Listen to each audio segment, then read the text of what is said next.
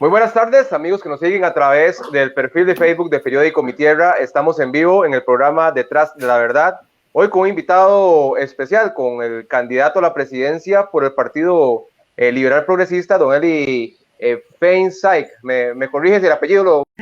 Perfectamente. Sí, don Henry Alfaro, que también es parte de este movimiento aquí en la zona de Occidente. También nos acompaña doña Nancy Hernández, politóloga y ex vicealcaldesa de Grecia. Y en unos minutos también se va a incorporar José Antonio Barrantes, quien va a estar a cargo de la lectura de los mensajes a través del perfil de Facebook. Lamentablemente, el día de hoy el Ministerio de Salud vuelve a anunciar una muy mala noticia, nuevo récord de casos diarios, 3.173, lo que ya habían dicho los diferentes expertos que iba a pasar en el país. Hoy sucedió, pasamos ya los 3.000 y en el caso de Grecia sumamos 73 casos en 3 días. Lamentablemente ya hay 50 fallecidos y decía hoy el alcalde Francisco Murillo que en el cementerio municipal solo quedan 2 nichos disponibles para personas de escasos recursos que fallecen por COVID-19 y que tendrán que presupuestar en los próximos días, hacer una modificación presupuestaria para hacer más bóvedas en el cementerio municipal. Pero bueno, vamos a conversar hoy del tema político importante en el país. Hay una coalición entre el Partido Liberal Progresista y Alianza Demócrata Cristiana, donde también se encuentra don Mario Redondo, alcalde de Cartago, y que inclusive aquí lo hemos tomado muchas veces como ejemplo de la función que ha hecho en un poquito más de un año en Cartago, y que pareciera que esa municipalidad va por un buen camino. Saludamos a don Eli, primero que todo, darle las muy buenas tardes y la bienvenida al programa Detrás de la Verdad. Muchísimas gracias, don Rodolfo. Buenas tardes a usted, a Nancy, a Henry y por supuesto a toda la audiencia del periódico Mi Tierra y del programa Detrás de la Verdad. Para mí es un placer poder compartir micrófonos con ustedes y aquí estoy a sus órdenes para todas sus consultas. Don Henry Alfaro, ex regidor de la Municipalidad de Grecia, más de un año sin vernos, ¿verdad? Tenemos tiempo de no conversar. Muy buenas tardes, Henry.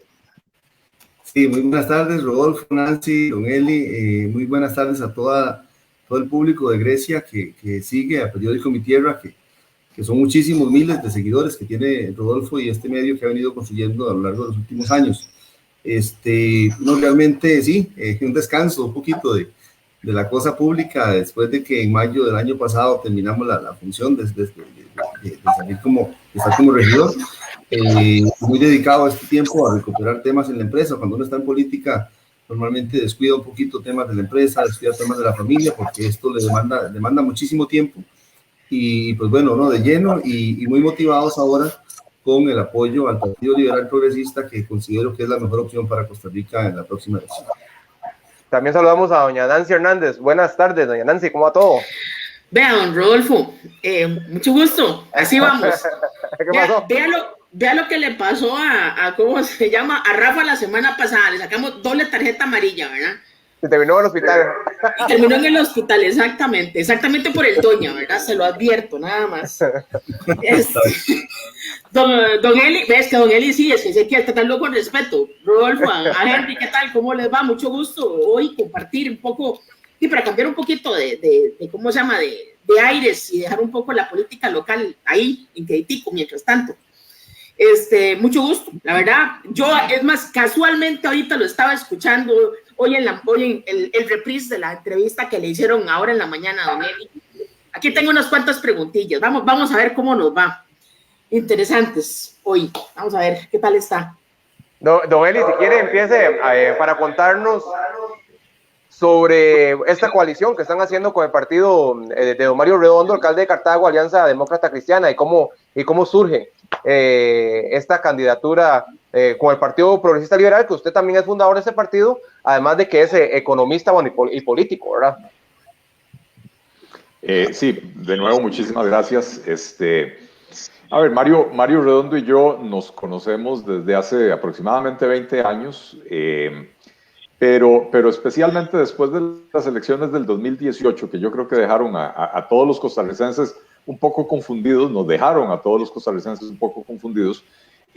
Mario y yo nos reunimos y empezamos a conversar y descubrimos que teníamos una visión de las cosas bastante similar, a pesar de que en el proceso electoral pasado habíamos tomado caminos distintos, ¿verdad? Bueno, empezamos a pelotear ideas, a ver si había la posibilidad de trabajar en conjunto. Y hace más o menos 15 meses empezamos ya a hacerlo de manera consistente, ya hablar en serio acerca de la posibilidad de hacer una coalición. Y lo primero que hicimos fue decir, ok, vamos a dejar de lado las aspiraciones personales. En vez de llegar, como llegan la mayoría de los políticos, a decir, yo quiero ser parte de la coalición, pero yo soy el candidato de la coalición, lo que hicimos fue ambos decir, estoy dispuesto a apoyar al otro si nos ponemos de acuerdo en para qué vamos a hacer esta coalición, cuáles van a ser los temas, cómo vamos a hacer para sacar a Costa Rica adelante, cómo vamos a hacer para resolver los problemas que tenemos décadas de no atrevernos a resolver. Recordemos que teníamos un desempleo elevadísimo antes de la pandemia lo disparó, pero ya antes de la pandemia el desempleo era inaceptablemente alto.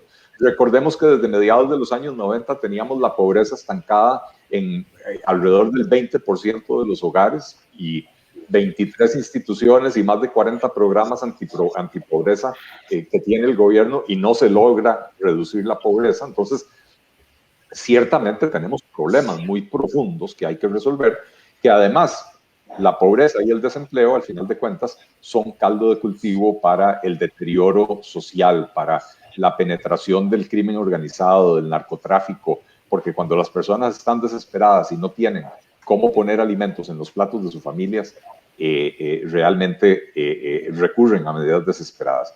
Entonces, en vez de poner la carreta delante de los bueyes, lo hicimos como tiene que ser. Primero conversamos, nos pusimos de acuerdo en torno a cuáles serían los principios, los ideales de la coalición, cuáles serían los temas, cuáles son los temas que nos unen, y encontramos que tenemos enormes coincidencias y que entonces valía la pena seguir adelante.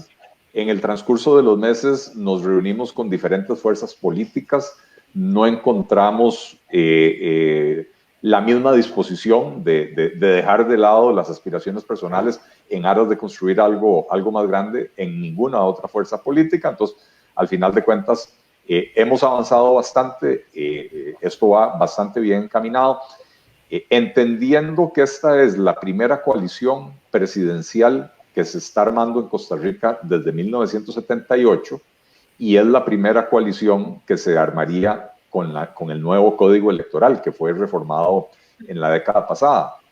Y entonces no hay experiencia en el país. El propio Tribunal Supremo de Elecciones, muchas veces le planteamos consultas y dicen, mira qué interesante, no habíamos pensado en eso, la legislación no lo contempla, es omisa, etcétera. Entonces ha sido un proceso complejo, pero muy satisfactorio, porque nos hemos compaginado muy bien, los dos partidos estamos trabajando juntos, cada uno por su lado, armando las estructuras que por ley cada partido tiene que tener, pero trabajando en conjunto en las propuestas y en armar esta coalición, insisto, para presentar una sola papeleta presidencial, una sola papeleta para diputados y el mejor plan de gobierno que este país ha visto en muchísimas décadas. Hemos también hemos dedicado bastante tiempo a atraer a personas de otros partidos políticos, a personas de la sociedad civil que tal vez no tenían partido político, pero que sí les interesó mucho el tema de la coalición. Creo que el hecho de que me acompañe aquí mi querido Henry Alfaro es una muestra de ello, ¿verdad? Hemos abierto las puertas para que las personas que se cansaron de la... Parece que perdimos el contacto con Noeli.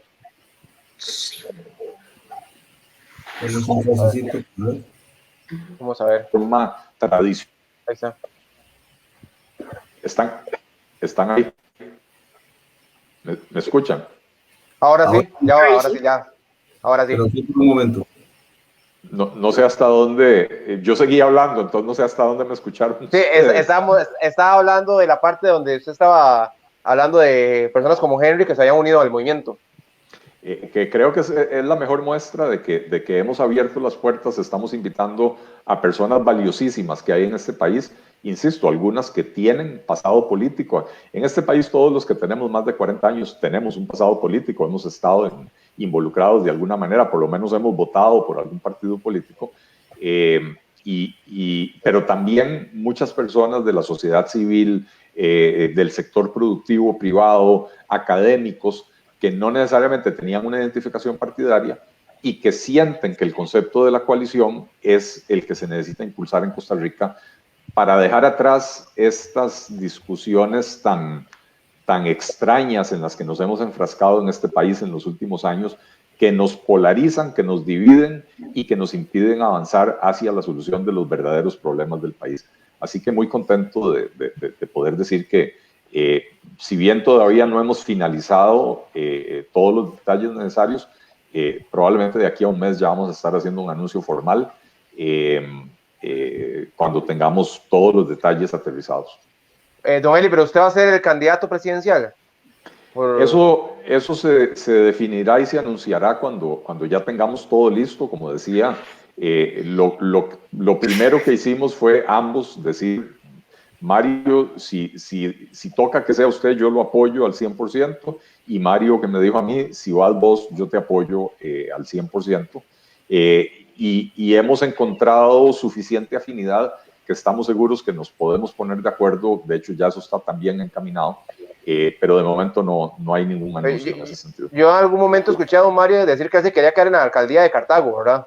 Entonces, muy probablemente usted sea el candidato. Es parte de lo que él tiene que considerar, ciertamente, pero no hay nada escrito en piedra. Don Henry, cuéntenos, porque usted termina como regidor en el partido Unidad Social Cristiana, ¿verdad? Hace más de un año. ¿Y cómo da este paso con el Partido Liberal Progresista o con esta coalición? Bueno, básicamente, y quisiera confirmar si me escuchan bien. Perfecto. Okay. Básicamente, después de varios meses de análisis, determinando la propuesta, tanto que tiene la unidad como otras, y un poco en el afán de tratar de entender qué es lo que Costa Rica necesita hoy. Vivimos una situación coyuntural muy particular, ciertamente previa al COVID y ahora agravada por el COVID.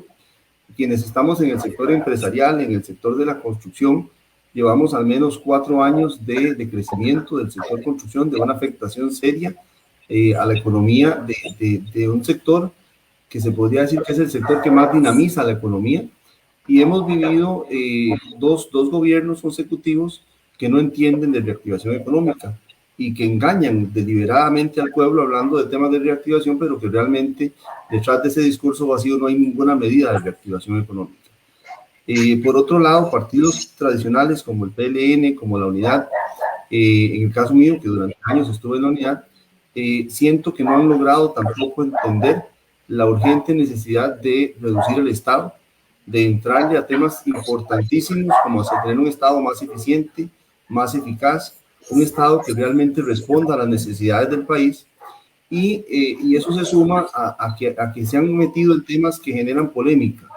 En cambio, el Partido Liberal Progresista está impulsando una propuesta que es muy incluyente, una propuesta que justamente pretende sumar en todo lo que sí nos podemos poner de acuerdo como país, y eso sumado a un grupo de amigos muy valiosos que se han ido sumando al PLP, me hicieron tomar la decisión y el camino de apoyar a Don Eli, de apoyar al PLP en un proceso que nos llevará a unas elecciones en febrero, y que pretendo apoyar en el sentido de que estoy convencido que es la propuesta que reúne más los requisitos que Costa Rica ocupa para salir adelante del atolladero que estamos ahorita. Henry, si no mal recuerdo, me parece que usted estaba como presidente del Comité Ejecutivo Cantonal de la Unidad Social Cristiana, ¿verdad?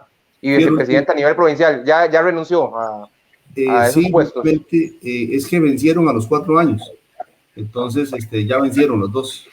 Los dos. ¿Ya usted no tiene ningún ligamen con la Unidad Social Cristiana en estos momentos? No, ya hice una llamada hace días atrás y ya mis nombramientos ya están vencidos. Ahora, ¿cuál va a ser su función con el Partido Progresista Liberal o con esta coalición acá en la zona? Porque usted me ha contado que estaba a cargo como de la coordinación en Grecia, Salchil, Río Cuarto, y me parece que Puas. Bueno, vamos a ver, soy un soldado más.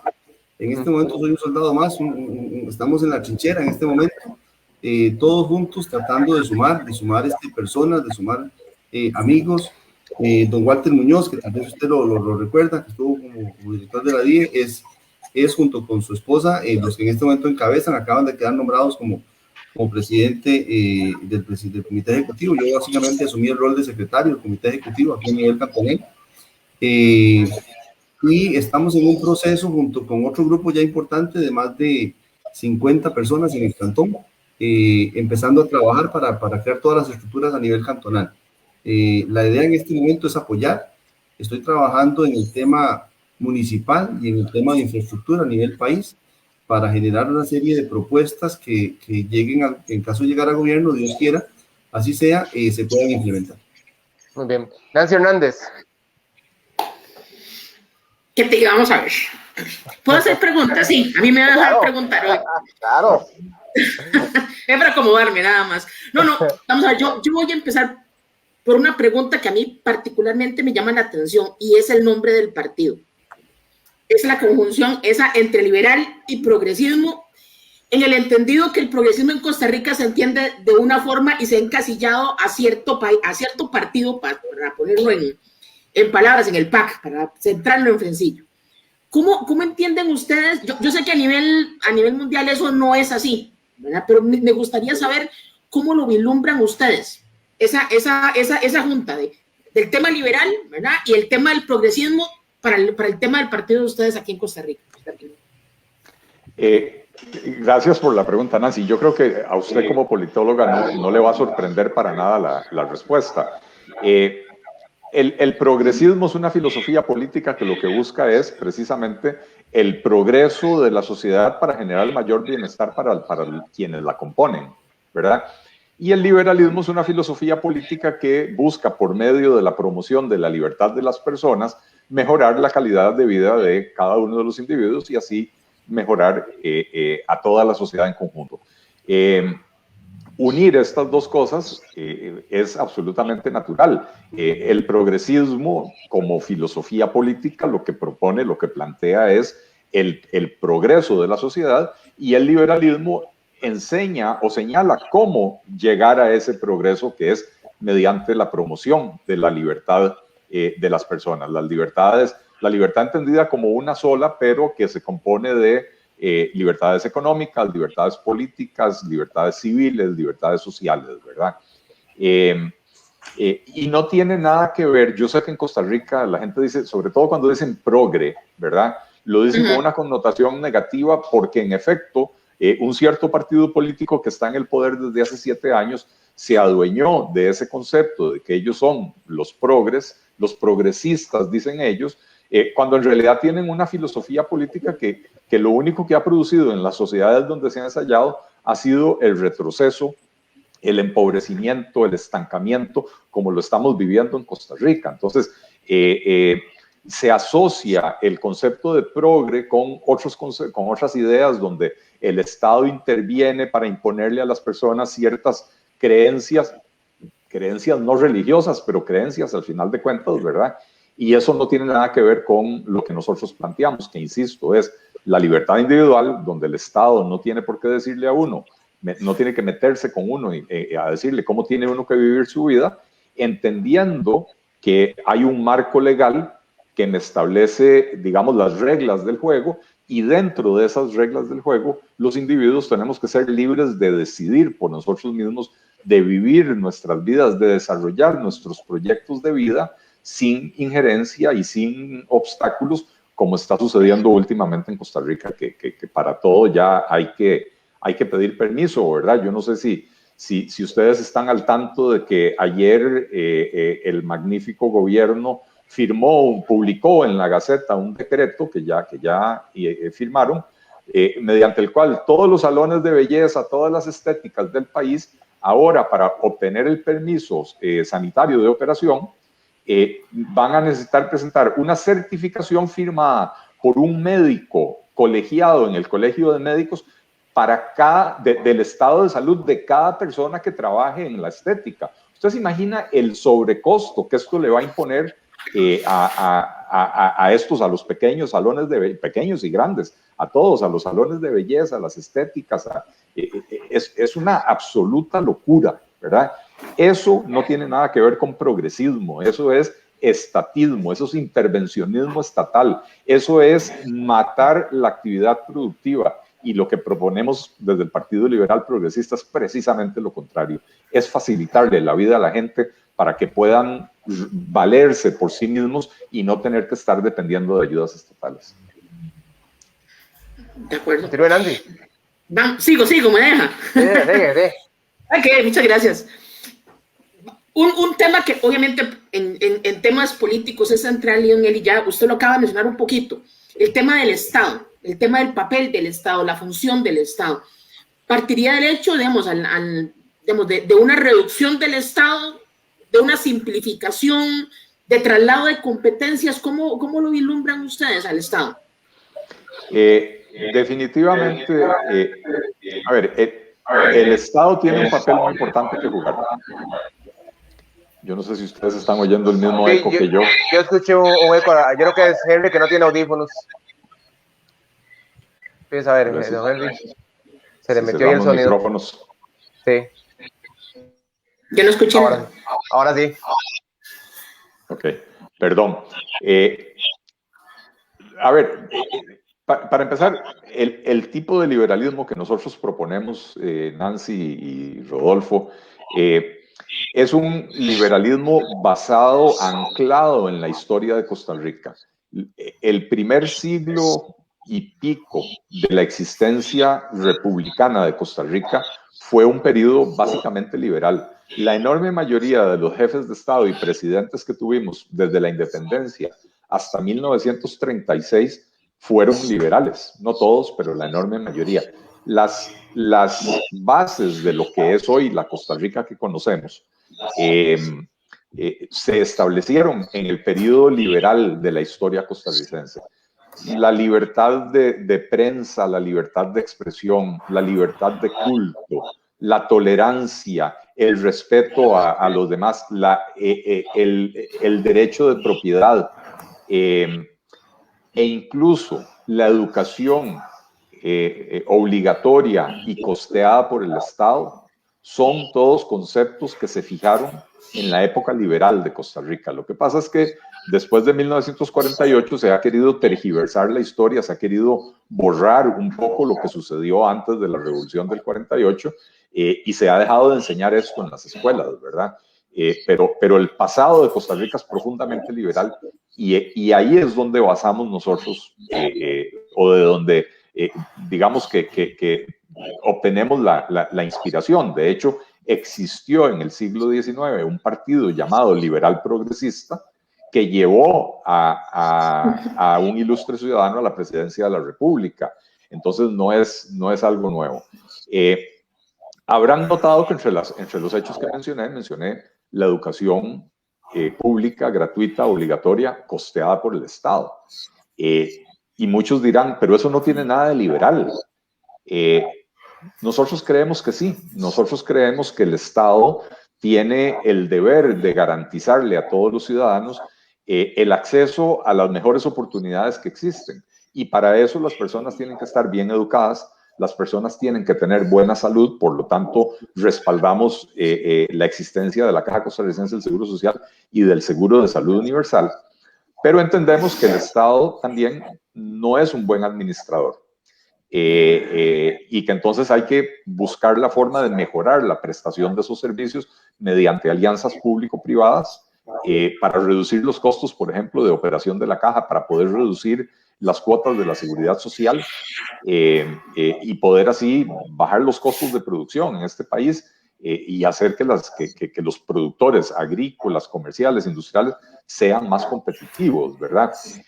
Hemos detectado que existen muchísimas, no voy a decir duplicidades, existen muchísimas multiplicidades en el sector público. Por ejemplo, tenemos Ministerio de Agricultura y Ganadería, Instituto de Pesca y Acuicultura, Instituto de Turismo, Ministerio de Industria y Comercio. Todas esas entidades lidian con diferentes sectores productivos. Entonces nosotros lo que proponemos es crear un solo Ministerio de la Producción. Y este Ministerio de la Producción nos permitiría desarrollar una política de desarrollo productivo y económico integral que tome en cuenta las necesidades de todos los sectores y que con eso podamos empezar a generar políticas un poco más sanas que las que tenemos hoy, que son políticas sectoriales que resultan incoherentes entre sí. También hemos analizado que para qué es necesario tener un Ministerio de Hacienda, un Ministerio de Planificación Económica y un Ministerio de Economía, cuando podemos tener un solo Ministerio de Economía que abarque todas estas áreas. Nos ahorramos algunos recursos, pero también mejoramos la formulación de la política económica del país en vez de tenerla tan dispersa. Vea que buena parte de los problemas de los gobiernos se derivan de que la coordinación del gabinete económico no es fuerte, no es ágil, ¿verdad? Entonces cada ministro del equipo económico anda por donde se le pega la gana. De la misma manera que se ha identificado que el gobierno tiene 23 instituciones en el sector social que administran más de 40 programas antipobreza y aún así la pobreza no disminuye. Entonces, fusionemos esas 23 instituciones con sus 40 programas en un solo gran ministerio de bienestar social. Nos vamos a ahorrar un montón de recursos. Imagínense, en vez de tener 23 ministros y presidentes ejecutivos, vamos a tener uno. En vez de tener 23 departamentos de proveeduría, vamos a tener uno. Igual nos vamos a ahorrar 22 departamentos legales, 22 departamentos de recursos humanos, 22 de todo lo que necesitan las instituciones para existir. Ese ahorro de recursos nos va a permitir hacer que el dinero que se invierte en combate a la pobreza le llegue realmente a las personas en condición de pobreza, en vez de que se quede en las capas burocráticas de estas entidades. Y con eso mejoraríamos significativamente la política social del país. Así por el estilo, o sea, a mí me puede dar aquí las 8 de la noche hablando de ejemplos. ¿Por qué tenemos una Junta de Administración Portuaria en el Atlántico y un Instituto de Puertos en el Pacífico? Lo que debería haber es una sola administración portuaria para todo el país. Deberíamos de concesionar los puertos que aún le quedan a Habdeba. Evidentemente no sabe hacer nada bien, y fusionamos Incopi y Habdeba, los reducimos al tamaño necesario para administrar los contratos de concesión en el Pacífico y en el Atlántico, y lo ponemos bajo el control del Ministerio de Transportes, que es como tiene que ser. El Ministerio de Cultura tiene 14 entidades satélite, cada una con su director ejecutivo, muchas de ellas con junta directiva, etcétera. El Ministerio de Obras Públicas y Transportes tiene todos los consejos, ¿verdad? El transporte público, seguridad vial, vialidad, concesiones, y al final de cuentas, desde que se crearon estos consejos, se descentralizó la función del Ministerio de Obras Públicas y Transportes y nadie hace el trabajo. Entonces, hay que analizar bien cómo queremos reorganizar esta entidad. Hay muchísimo espacio para, ojo, sin recortar los servicios que presta el Estado, sin eliminar servicios públicos, fusionar entidades para volverlas mucho más eficientes. Vamos a incorporar a José Antonio Barrantes, que tiene mensajes a través del perfil de Facebook. Gran cantidad de personas nos están observando, también están escribiendo. Adelante, José.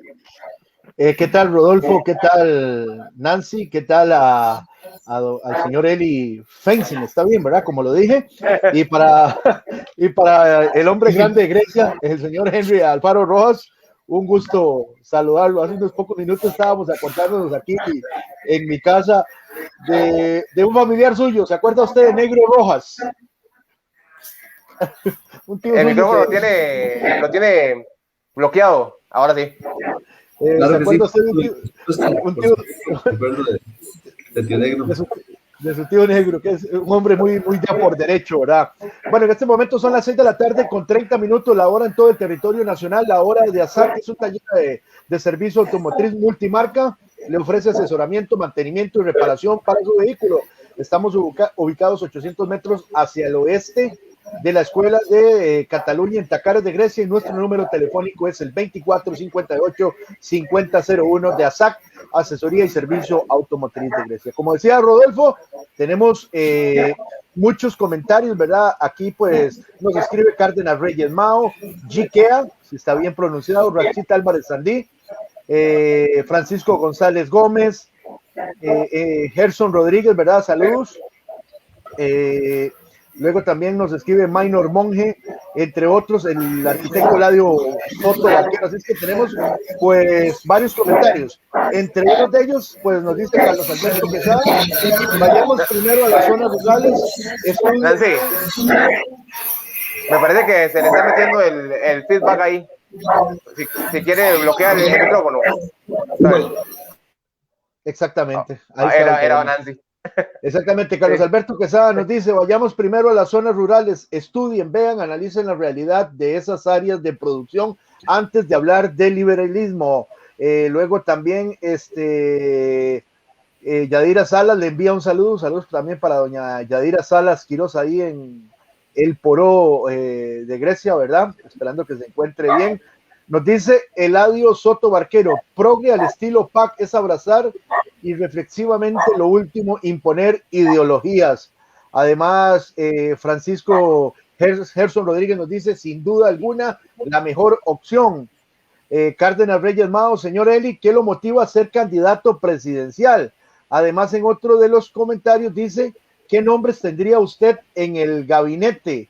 Y precisamente él dice, menos instituciones, pero con la misma cantidad de funcionarios públicos, o piensa reducir la plantilla del Ejecutivo. Son partes de los comentarios. Además, Yadira dice, ¿qué planes tiene usted para FANAL? Entre otros de los comentarios que pues nos hacen varios seguidores de este programa Detrás de la Verdad. 6:33, Rodolfo, ¿qué le parece si decimos a don Eli que nos conteste esas consultas que nos hacen varios seguidores del perfil de Facebook de Periódico Mi Tierra?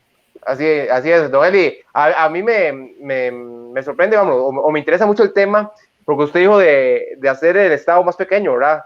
Que hay muchas instituciones que hacen lo mismo y que, ¿para qué? ¿Qué va a pasar con todas esas personas que trabajan en esas instituciones? Porque muchas tienen convenciones colectivas, para ellos es secreto que los protegen a los funcionarios y cuesta muchísimo, inclusive hasta cambiarlos de un puesto a otro, ¿verdad? Sí. Vea que la mayoría de las propuestas que yo mencioné es en realidad de fusionar ministerios y entidades del Poder Ejecutivo donde no hay convenciones colectivas. Las convenciones colectivas son un asunto de las instituciones autónomas. Pero sí quiero decir, yo hace unos 4 o 5 años hice un estudio para tratar de analizar objetivamente y no con base en lo que me dice a mí la intuición, qué tan grande es el Estado costarricense.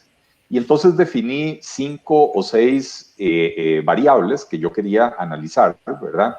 Y de todas las variables que yo analicé, encontré que el Estado costarricense era objetivamente muy grande en todas excepto una. Y en la que no encontré ningún tipo de evidencia para yo poder decir el Estado costarricense es grande en esa dimensión, es en el empleo público. Y lo voy a explicar.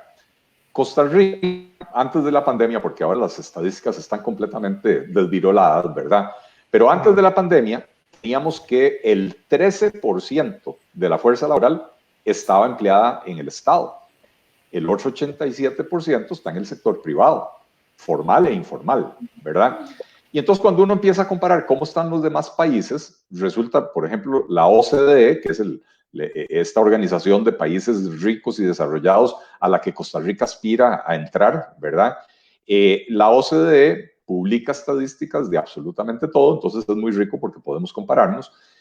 De todos los países miembros de la OCDE, que son alrededor de 34 o 38, ahora no recuerdo exactamente, Costa Rica, en términos de la cantidad de empleados que tiene el sector público, está en el fondo de la tabla.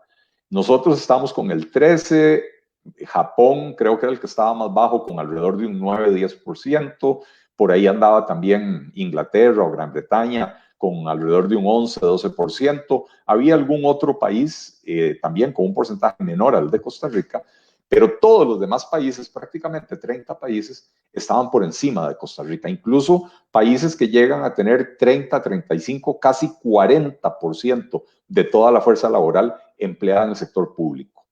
Entonces, uno se pregunta, bueno, si no tenemos tantos empleados públicos, ¿cuál es el problema? Bueno, el problema es la otra parte que analiza también la OCDE. Resulta que cuando analizamos el costo de la planilla estatal, La de Costa Rica es la más cara de toda la OCDE en términos del porcentaje que representa el gasto en planilla de los ingresos del gobierno. Es decir, el gobierno de Costa Rica se gasta la mitad de sus ingresos pagando planilla, de sus ingresos fiscales, ¿verdad? Y resulta que el promedio de toda la OCDE es 25%, es decir, la mitad de lo que Costa Rica se gasta. Entonces nos preguntamos, ¿cómo puede ser si tenemos una planilla relativamente pequeña que sea tan recontracara, ¿verdad? Esto es como que un equipo, digamos, la U Universitarios, llegue con una planilla limitada de 20 jugadores a primera división y que esa planilla resulte ser más cara, por ejemplo, que la del Club Sport Herediano, que Jafet Soto dice que tiene 70 jugadores en la planilla, ¿verdad? Entonces uno no se lo explicaría, ¿cómo podría ser eso? Bueno, ¿por qué le digo esto? Porque no hace falta eliminar funcionarios públicos. Sí hay algunos que sobran, por supuesto, y ahora vamos a hablar de eso, pero no hace falta hacer una matacinga de empleados públicos. Lo que sí hace falta es poner bajo control el tema de las remuneraciones, y por eso para mí es importantísimo la reforma del empleo público para, uno, generar un solo régimen de empleo y dos, ponerle límites al crecimiento de los salarios y crear igual salario para iguales funciones. Hoy por hoy, usted tiene una institución como Habdeba que está en vías de extinción, digamos, y en Habdeba hay una cantidad importante de ingenieros de altísimo valor, personas en las que el Estado costarricense invirtió millones de colones enviándolos a especializarse en Estados Unidos, en Alemania, en Francia, etcétera. Y por otro lado, usted tiene un MOP donde básicamente no hay ni siquiera capacidad de hacer el cálculo estructural de un puente peatonal, ¿verdad? Entonces uno dice, ¿por qué no pasamos a los ingenieros de Habdeba al MOP en vez de tener que echarlos de Habdeba? Y es que resulta que en Habdeba probablemente ganan 2.800.000 o 3 millones y medio, y en el MOP entrarían a ganar 700.000 colones o 1 millón. Entonces ninguno acepta el traslado. Por eso es importantísimo crear un solo régimen de empleo público. Insisto, no hace falta hacer despidos masivos de funcionarios públicos, mucho menos en la situación actual que está viviendo el país, donde el desempleo ya es altísimo. Pero también quiero decir, estas reformas que estamos planteando tienen que ir de la mano de una política agresiva de reactivación económica para que el sector privado, el sector productivo, esté creciendo vigorosamente y pueda absorber la mano de obra que eventualmente podría quedar ociosa en el sector público. ¿Cuál mano de obra? Bueno, si yo fusiono 4 ministerios en uno, vea, Ministerio de la Producción, que fue uno de los ejemplos que mencioné. Yo no puedo poner a un técnico agropecuario a atender a un empresario hotelero, porque los conocimientos del técnico agropecuario no dan para entender las necesidades del empresario hotelero. De la misma manera que yo no puedo poner a un experto en turismo a atender a un agricultor o a un empresario agrícola, ¿verdad? Entonces, los servicios fundamentales que dan las instituciones se conservan. El ahorro se daría en la capa burocrática arriba, donde en vez de tener, como decía, 4 departamentos legales o 5 departamentos legales y 5 departamentos de recursos humanos y 5 departamentos de proveeduría y 5 oficiales mayores y todo lo demás, vamos a tener uno de cada uno. Pero precisamente los funcionarios estos administrativos y jurídicos son los que más fácil podrán encontrar empleo en el sector privado, ¿verdad? De manera que para mí es importante aclarar eso. No es necesario hacer los despidos masivos que la gente se imagina, pero sí es necesario poner bajo control el tema de la remuneración de los empleados públicos. Así que con eso le respondo esa pregunta. Me llamó mucho la atención una de las primeras preguntas que leyó el compañero de una persona que decía, vaya, fíjese primero en las zonas rurales antes de hablar de liberalismo. Y me encantaría poder responderla si a ustedes les parece bien. Adelante, claro. Muchas gracias. Bueno, le cuento, y lamentablemente no capté el nombre de la persona que hizo la pregunta, pero Le cuento que claro que hemos ido a las zonas rurales y hemos andado, bueno, Henry me acompañó ahora el fin de semana, hicimos una gira por Río Cuarto y ahí anduvimos por San Rafael y Santa Isabel era, y Río Cuarto Centro y anduvimos hablando con gente de todo tipo, en su mayoría agricultores, ¿verdad? Y viera qué interesante, donde una persona, un agricultor, que nos sentamos a conversar con él, nos decía, mire, lo que ha matado a la agricultura en este país es que nos han venido tratando como que si fuéramos tonticos, que nos tienen que dar protecciones de absolutamente todo, como que si nosotros no pudiéramos competir en igualdad de condiciones con los demás. Lo que nos mata, eso sí, dice, es que los costos de producción en Costa Rica son muy elevados y que hay unas regulaciones idiotas, como por ejemplo la que ha impedido durante 15 años que se puedan importar las nuevas moléculas que se necesitan para ¿cómo se llaman? Los fertilizantes y los pesticidas, que hoy existen algunas que son mucho más eficaces, mucho más eficientes, se utilizan en menor cantidad, son menos contaminantes y sin embargo no se permite y seguimos utilizando las moléculas antiguas que son mucho más contaminantes y menos eficientes, ¿verdad? Y entonces cambia por completo la discusión. Aquí el tema no es cómo hacemos para proteger al agricultor, es cómo hacemos para bajar los costos de producción en este país.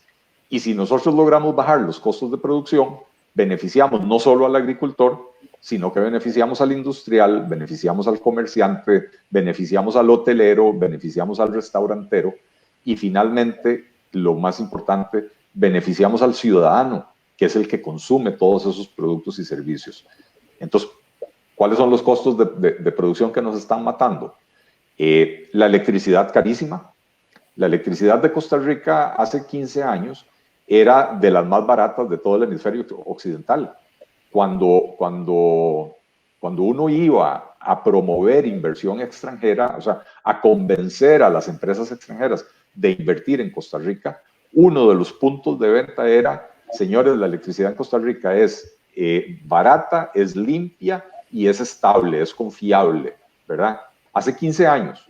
Hoy tenemos la electricidad más cara, yo creo que de todo el continente americano, y si no es la más cara, ahí estamos. Y la gasolina también. La gasolina también es carísima y cualquier cosa que usted produzca, usted necesita llevarla de su finca al mercado, de su fábrica al supermercado. Pero todo hay que trasladarlo, prácticamente todos los procesos productivos utilizan algún tipo de combustible. El crédito en Costa Rica es muy caro. Los llamados márgenes de intermediación, que es básicamente la diferencia entre lo que el banco le paga al ahorrante y lo que le cobra al deudor. Ese margen de intermediación en Costa Rica es exageradamente alto. ¿Y qué tienen en común todos estos mercados? Lo que tienen en común es que tenemos una enorme participación estatal con empresas terriblemente ineficientes que introducen mayores costos y que eso se traduce en tarifas más altas. Tenemos un monopolio eléctrico. La gente dirá, no es un monopolio porque está Copelesca y está Cope Santos y Cope Guanacaste y está la empresa de servicios públicos de Heredia. Pero en cada región lo que tenemos es un monopolio distribuidor de la electricidad. Y al final de cuentas el ICE es el que decide quién genera qué y cuándo, ¿verdad? Usted puede ser generador, pero le tiene que pedir permiso al ICE para generar, para que el ICE le compre esa electricidad, no tiene otra opción. Entonces tenemos un monopolio que encarece el costo de la electricidad. Tenemos un monopolio de importación de combustibles que se llama refinadora, pero no refina. Y sin embargo tiene intacta la planilla del departamento de refinación desde hace 12 años sin haber refinado, pero ni siquiera una taza de café, ¿verdad? Y entonces esto encarece, además del impuesto, porque hay que reconocer que buena parte del problema del precio del combustible es el impuesto al combustible, pero además del impuesto, esta estructura monopólica encarece innecesariamente los combustibles. Tenemos un mercado bancario donde si bien hay competencia, porque en Costa Rica hay, creo, si no me equivoco, 14 bancos, es un mercado donde la competencia no es efectiva, porque hay 3 bancos públicos que dominan el mercado. Entre el Popular, el Costa Rica y el Nacional, controlan más o menos unas 2/3 partes de todo el crédito del país. y entonces ellos con su ineficiencia introducen tasas de interés que son innecesariamente altas en el país. A mí la gente me dice, mire, Costa Rica es un país pequeño, aquí no se puede meter más competencia en el mercado bancario. Y yo les pregunto, ¿en serio? Porque vea que Panamá, aquí a la par nuestra al sur, es un país con 1 millón de habitantes menos que Costa Rica y tiene aproximadamente 150 bancos. Nosotros tenemos 14. Y eso lo que permite es que hoy un productor de caña de Guanacaste, sin ningún tipo de arraigo en Panamá, puede ir a un banco panameño a pedirle un crédito para financiar la cosecha y obtiene el crédito al 3% en dólares, cuando si va a un banco costarricense a pedir el crédito, tiene suerte si se lo dan al 8%. ¿Verdad? Entonces, ¿qué nos está haciendo falta? Introducir competencia en muchos de estos mercados para lograr tarifas más bajas. El mercado de los seguros, el aseguramiento en Costa Rica es muy caro. Obtener un seguro de cosecha es un calvario, ¿verdad? Han bajado los precios gracias a la competencia, pero podrían bajar bastante más. Y por último tenemos el tema de las cuotas de la seguridad social, que han venido subiendo básicamente sin control. Cada vez que la caja mete las patas y gasta más plata de la cuenta, tiene el recurso fácil de subir las cuotas de la seguridad social. Y esto ha hecho que hoy en día las empresas no quieran contratar personal. O sea, este aumento de las cuotas de la seguridad social es el principal o uno de los principales causantes de que el desempleo sea tan alto en Costa Rica. O inclusive el tema de los trabajadores independientes, ¿verdad?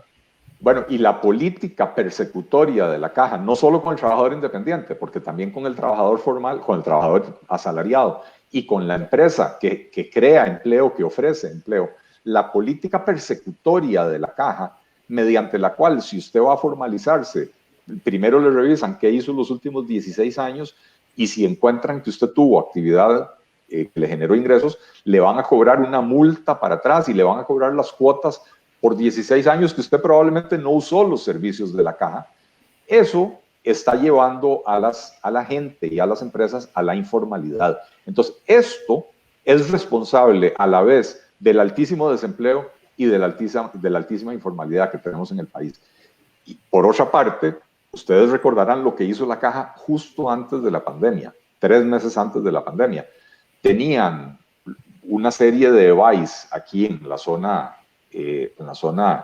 noreste de San José, concesionados a una universidad privada. La caja decide absorber la administración de estos EVAIS, los de, creo que eran San Pedro, Curridabat y Tres Ríos, si no me equivoco. La caja decide absorber la administración a un costo varios miles de millones de colones mayor por año.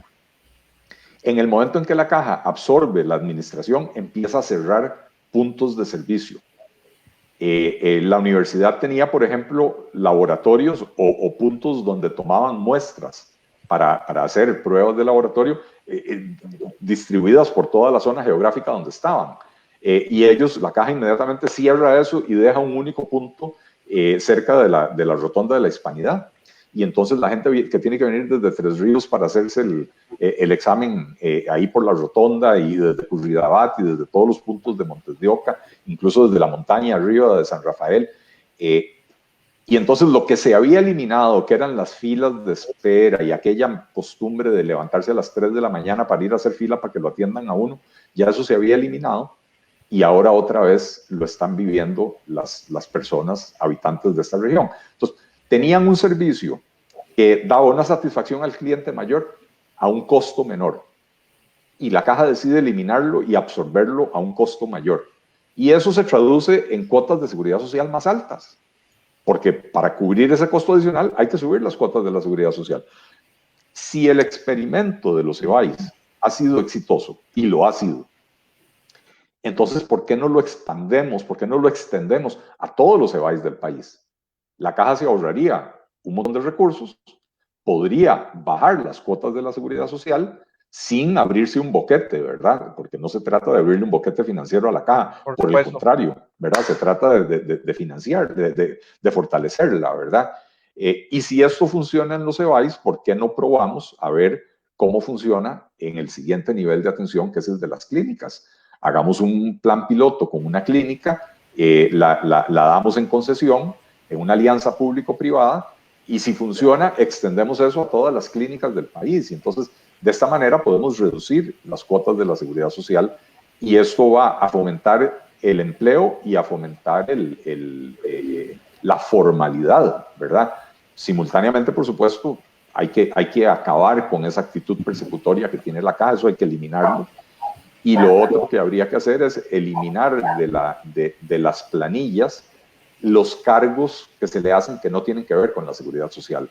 Lo que se paga para el Banco Popular, lo que se paga para el INA, lo que se paga para FODESAF, etc. Eso hay que eliminarlo de la planilla, y entonces de pronto Costa Rica se vuelve otra vez un país donde resulta atractivo contratar empleados. Entonces, si nosotros logramos reducir todos esos costos, el agricultor en las zonas rurales va a vivir muchísimo mejor que con la política del pobrecito que tiene hoy, que básicamente lo que le hace es permitir subsistir, pero no mejorar más allá del nivel de subsistencia. Nosotros lo que queremos es que los agricultores y los comerciantes y los industriales y los trabajadores independientes y los profesionales liberales, todos puedan prosperar en este país, porque al reducir los costos de producción hacemos que todo el mundo sea mucho más competitivo y pueda competir en el mercado. Don Eli, le manda saludos don Luis Antonio Barrantes, exdiputado y exalcalde de Salcí, y ahora es presidente ejecutivo de FEDOMA. Ahí me acaba de escribir que le mandaba saludos. Algo importante, don Eli, si usted fuera presidente en estos momentos, el país está viviendo una situación caótica con el tema del COVID-19, los hospitales están colapsados, los centros médicos. Y también está el tema económico. El gobierno ha convocado a conferencias de prensa. Todo el mundo esperaba que el pasado lunes se iban a anunciar medidas más estrictas, pero no fue así. Sigue la apertura de todos los comercios, pero hay un contagio masivo en el país y pareciera que esto no para. Inclusive hoy hay un récord de casos.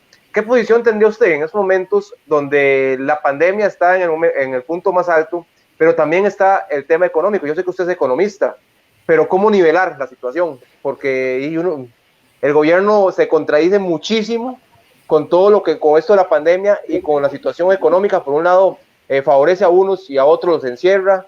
Un día dice una cosa, otro día sale con otra. Igual la Unión Médica pide que se cierre todo. Está el tema de los centros educativos que siguen abiertos y hay gran cantidad de docentes, inclusive aquí en Grecia muchos docentes están contagiados. ¿Cuál sería su posición si fuera en estos momentos presidente de la República? En un momento creo que el país nunca lo ha vivido, ¿verdad? Y está el tema económico, donde el país y muchas personas, la tasa de desempleo, usted lo decía antes, subió en el último año más de un 10%, ¿verdad? Y es poco lo que ha bajado, y pareciera que va a volver a subir con esto que estamos viviendo en estos momentos. Sí, lo primero que le tendría que decir, Rodolfo, es que si yo estuviera en el gobierno en este momento, me hubiera rodeado de un equipo de expertos, tanto en la parte médica como en la parte de logística, en la parte de manejo de emergencias, en la cuestión del análisis de las cifras demográficas y de las tendencias de la pandemia. Hubiera creado un comité de manejo de crisis con profesionales y economistas también, ¿verdad? Para que en conjunto pudieran producir una política para enfrentar la pandemia que atendiera de la mejor manera posible las necesidades de todos los sectores. Costa Rica, bajo este gobierno, adoptó al principio de la pandemia una posición donde solo el criterio médico imperaba. Pero el criterio médico no tomando en cuenta que en aquel momento, en marzo-abril del año pasado, cuando nos mandaron a encerrarnos, no había en Costa Rica el nivel de contagio que hay hoy. Realmente eran poquitos los casos que había en ese momento. Entonces, probablemente hubiera sido más sano y más inteligente adoptar otro tipo de medidas que no fueran el cierre de la economía, porque el gobierno entró a esta situación en una pésima situación económica. El gobierno no tenía recursos para hacerle frente a esto. Los bonos proteger que se crearon raspando la olla todo lo que se pudo, alcanzaron para 4 meses y se acabó la plata. ¿Y de dónde sacamos la plata si el gobierno está más quebrado que un jarrón chino que lo botó el ventolero, ¿verdad? ¿Y por qué está quebrado? Porque tenemos 10 años gastando a lo chancho chingo sin ponerle control al gasto público, como que si los recursos crecieran en los árboles, ¿verdad? Entonces, estaríamos en una situación distinta. Yo no puedo tampoco llenarme la boca y decir que no hubiéramos enfrentado una situación como la que está viviendo hoy el país, porque la verdad, Rodolfo, Nancy, Henry, es que uno analiza, uno ve lo que ha sucedido en otros países, y para la mayoría de los países, independientemente de lo que intentaron hacer, en algún momento les llegó un pico de contagio que no pudieron controlar. Uruguay es un país que al principio no decretó cierres, tuvo un enfoque completamente diferente, y ahora están enfrentando un pico de contagios similar o hasta más grave que el de Costa Rica, con una diferencia, Rodolfo. Como ellos no hicieron los cierres draconianos el año pasado, pueden darse el lujo de hacer ahora cierres y no ahorcar a la economía. Costa Rica ahora está en una situación en la que no puede darse el lujo de hacer cierres porque la gente se muere de hambre. O sea, al final de cuentas estamos en una situación tristísima en la que la gente tiene que escoger entre morirse de hambre o morirse de COVID, ¿verdad? Y es la peor situación en la que podíamos estar. Yo en marzo del año pasado, en marzo del 2020, ojo, no del 2021, el 30 o el 31 de marzo, me acuerdo, yo escribí un tweet donde dije: Costa Rica debería de impulsar el uso obligatorio de las mascarillas. Es más, dije, para que los hospitales y el personal médico no se quede sin mascarillas por el exceso de demanda, porque esa era una preocupación que había en ese momento, que si todo el mundo compraba mascarillas, no iban a alcanzar para el personal médico. Entonces dije, para no generar esa demanda extra y dejar al personal médico sin el equipo de protección, como además el cierre de la economía ha generado desempleo, deberíamos de crear un programa para que todas las personas que tienen una máquina de coser, todos los talleres de costura, de sastrería, etcétera, que están cerrados, aprendan a hacer mascarillas y las podamos vender para el público en general. Y entonces dejamos las mascarillas de uso médico para los médicos o para el personal de salud, ¿verdad? Vea, yo no le puedo decir, don Rodolfo, la cantidad de vulgaridades que yo tuve que escuchar, los ataques tan groseros a los que fui sometido por atreverme a sugerir eso sin ser yo profesional en el área de la salud. ¿Qué tiene que hacer qué está haciendo un economista hablando de eso? Bueno, el tiempo me dio la razón, porque los países que adoptaron tempranamente la utilización de la mascarilla y le enseñaron a la población cómo utilizar la mascarilla correctamente han sido los que han llevado la pandemia de una mejor manera. Hay otros factores, no es el único, pero es uno de ellos, y además es una política relativamente barata de implementar, ¿verdad? Pero además era una política que hubiera permitido al menos parcialmente resolver el problema del desempleo. Al gobierno le tomó 5 meses tomar la decisión. Hasta agosto del 2020 finalmente empezaron a recomendarle a la población utilizar la mascarilla. Yo no sé cuántos contagios nos hubiéramos podido evitar en aquel momento, pero ciertamente lo que le quiero decir con esto es, si nosotros estuviéramos en el gobierno, las cosas se hubieran dado diferentes.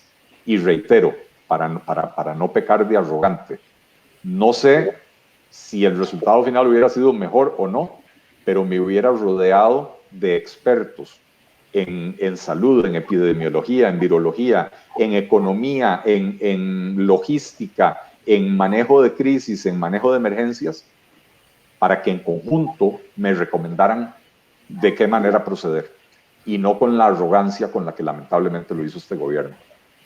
Bien, Nancy Hernández. Tiene que desbloquear el micrófono, Nancy.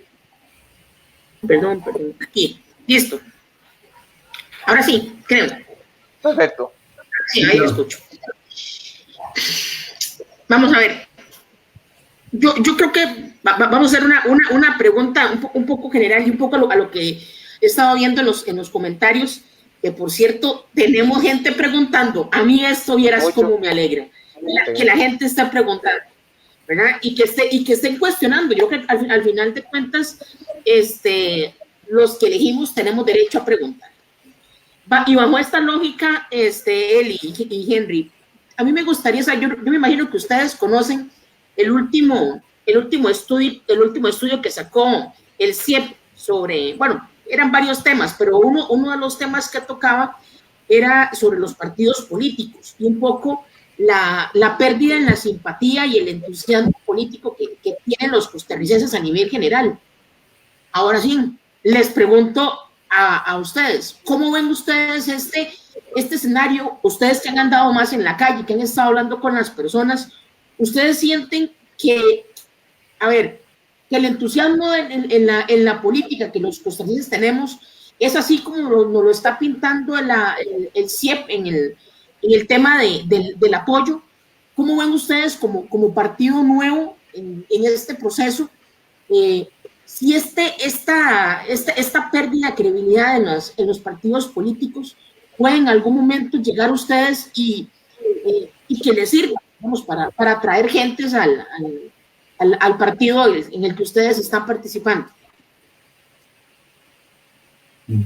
No sé si usted primero o yo primero. Dale vos. Ya hablé mucho, necesito descansar la garganta. Okay. Bueno, no, vamos a ver, Nancy, es una pregunta muy interesante.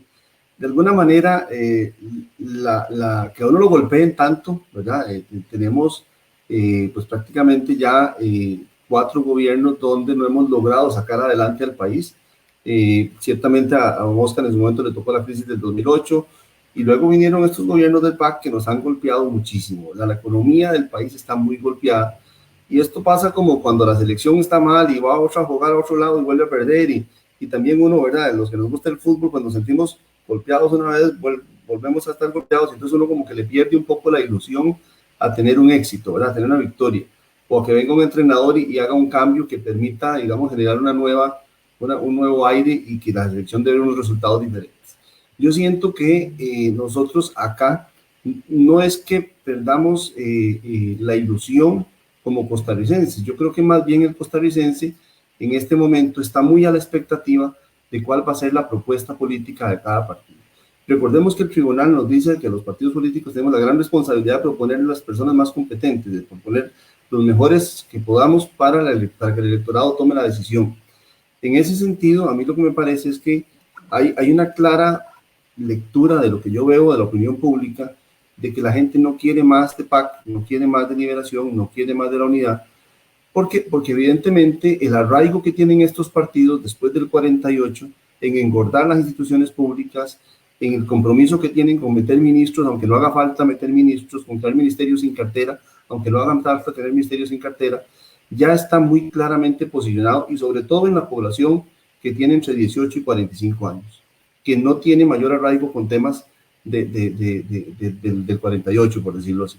Entonces a mí me parece que muchísima gente está esperando propuestas claras, propuestas concretas, que sí le den una ilusión de que pueda haber un cambio. Y en ese sentido, la propuesta del Partido Liberal, que es una propuesta donde se fundamenta en lo que realmente es la esencia de ser costarricense: libertad de culto, libertad de expresión, derecho a la propiedad privada, que prácticamente nos lo han ido quitando cada vez más, la esencia que tiene el costarricense y el gran amor que tiene el costarricense por la educación pública y gratuita, que se le asigna un 8%, pero que realmente ese 8% está muy mal distribuido. Hay sectores de la educación que han venido fallando mucho, como la secundaria, y por otro lado, con muy pocos resultados a nivel universitario, donde se siguen enseñando cosas que ya no tienen ni siquiera trabajo. Entonces, en ese sentido, yo visualizo una gran oportunidad para un partido como el Liberal, en la unión con el Partido Alianza, digamos, esta unión, digamos, Redondo, Feinsack, como lo está llamando la prensa. Creo que le propone al país una salida y, lo más importante, le da una muestra de que ya se ha logrado buscar los puntos en común entre dos partidos con ciertas diferencias, porque lo primero es Costa Rica. No podemos seguir buscando lo que nos hace marcar la diferencia, no podemos seguir buscando temas como, qué sé yo, en su momento el matrimonio igualitario o el aborto, cosas que si bien es cierto, son sensibles para ciertos sectores de la población, no le aportan a la necesidad del país en este momento. Hoy Costa Rica ocupa lo que en otro tiempo llamaríamos una buena cosecha de café. Decían que no hay mejor ministro de Economía que una buena cosecha de café. Bueno, hoy Costa Rica ocupa una buena cosecha de café, y esa buena cosecha de café hoy tiene que ver con el sector exportador, con las zonas francas, con bajar costos, para que con el mismo país pueda salir adelante. El partido lo está ofreciendo y creo que eso nos convierte en la mejor opción. Y yo le agregaría, lo único que le agregaría, me parece que Henry ha cubierto prácticamente todas las bases, es que si yo no estuviera metido en este proyecto político, yo sería uno más de esos ciudadanos que revela el estudio del CIEP, que están desilusionados y que desconfían absolutamente de los partidos políticos. ¿Por qué? Porque los partidos políticos tradicionales se han dedicado a preservar el status quo, a no hacer los cambios, porque han creado un sistema donde todo el mundo, bueno, no todo el mundo, pero donde hay grupos de poder, tanto públicos como privados, ¿verdad?, que se las agencian para recibir protecciones, para recibir subsidios, para recibir beneficios, para recibir contratos directos con el Estado, brincándose con concursos, etcétera, o el régimen de empleo público, ¿verdad?, que también es un sector extrayendo ganancias de la plata pública, ¿verdad? O sea, esto se repite, como digo, no es solo el empleo público, es que también en el sector privado hay algunos sectores que viven bajo el alero protector del Estado. Y entonces se ha creado un sistema donde hay grupos de interés muy poderosos que obtienen ganancias a expensas de los ciudadanos que pagan los impuestos y pagan los productos más caros. Y los partidos políticos tradicionales de este país están ahí para preservarlo. Y cuando digo los partidos políticos tradicionales, por supuesto que me refiero a Liberación Nacional, por supuesto que me refiero a la Unidad Social Cristiana.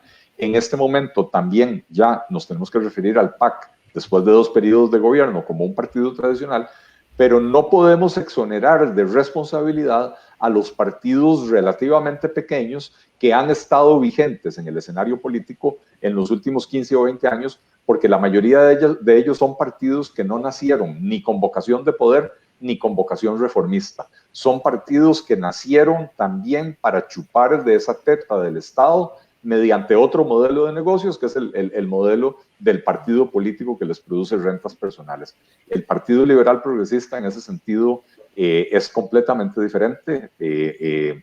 Nosotros tenemos una agenda reformista, hablamos con la verdad, no le tenemos miedo a decirle a las personas lo que creemos que hay que hacer, aunque sepamos que para mucha gente la enseñanza le dice que, uy, Dios mío, no se puede tocar la educación pública. Claro que hay que tocar la educación pública, hay que fortalecerla, pero hay que cambiar por completo la forma en que se gestiona la administración pública, la educación pública, porque hoy por hoy le está fallando a la ciudadanía costarricense. Entonces, en ese sentido, somos un partido completamente diferente que verdaderamente tiene la intención de hacer reformas significativas para preservar la esencia democrática de la sociedad costarricense antes de que la pobreza, el estancamiento y la falta de oportunidades nos hagan aterrizar en un experimento populista, autoritario, como estamos viendo lamentablemente en otros países de América Latina. Vamos con José Antonio Barrantes porque hay gran cantidad de mensajes a través del perfil de Facebook. Adelante, José. Sí, Rodolfo, retornamos. En este momento son las 7 de la noche con 10 minutos, la hora en todo el territorio nacional, la hora de ASAC, Asesoría y Servicio Automotriz de Grecia, con la mejor tecnología en equipo, herramientas, un personal altamente calificado, responsabilidad, calidad, garantía y seguridad a un bajo costo. Teléfono 2458-5001. Estamos 800 metros al oeste de la Escuela de Cataluña en Tacares de Grecia. Tenemos varios mensajes, por no decir que una infinidad de mensajes. Vamos aquí a seleccionar algunos. Dice Yadira Salas Quirós, una vez más, ¿qué planes para la FANAL tiene? Luego, Diego, el caso del señor Minor Monge, saludos. El electorado cristiano es un voto representativo, por lo cual tenemos derecho a saber su opinión. Buen tema también. Ese es sobre el aborto, ¿verdad? Sí, también ese es el tema sobre el aborto. Rodolfo Aguiar, muy fácil criticar, no es lo mismo verla venir que bailar con ella, precisamente. Además, José Andrés Solano Sánchez dice, nada tiene que ver el Partido Liberal Progresista con el PAC, está equivocado, hace mención a algunos de los comentarios que pues se externaron atrás. Además, pues nos envían saludos mucha gente en este programa de Detrás de la Verdad. Yo quería hacerle una consulta rápidamente. ¿Qué situación va a ocurrir con lo de las pensiones? Porque hay personas que son pensionados y ya han fallecido y siguen familiares, como usted lo dijo, chupando de lubri, por decirlo finamente. Bueno, que dicha José Antonio, que usted es un poco más refinado que yo, ¿verdad? Porque esa no fue la palabra que yo usé. Mire, el tema de las pensiones es uno de los problemas más graves que tiene el país hoy. En primer lugar, las pensiones de lujo, que son una inmoralidad, y la solución, digamos, legalmente es bastante sencilla. Políticamente es muy complicada, porque hay un montón de gente interesada en que esto no se cambie. Pero si usted se lee la Constitución Política de Costa Rica, ojo lo que estoy diciendo, la Constitución Política del país, es la ley máxima del país. Ahí está claramente establecido que hay un régimen de pensiones, que es el que administra la caja. Todo esto del magisterio y del Poder Judicial y del Banco Nacional y de los bomberos, todo eso es inconstitucional. El gobierno no debería de aportarle recursos a esos fondos de pensiones, que son los que han generado las pensiones de lujo, en el sentido de que son pensiones que reciben las personas sin haber hecho los aportes necesarios para recibir las pensiones que reciben, ¿verdad? El gobierno, a ver, como lo dice la Constitución, un solo régimen de pensiones debería de ser en las mismas condiciones para todos los ciudadanos, de acuerdo a la Constitución Política, ¿verdad?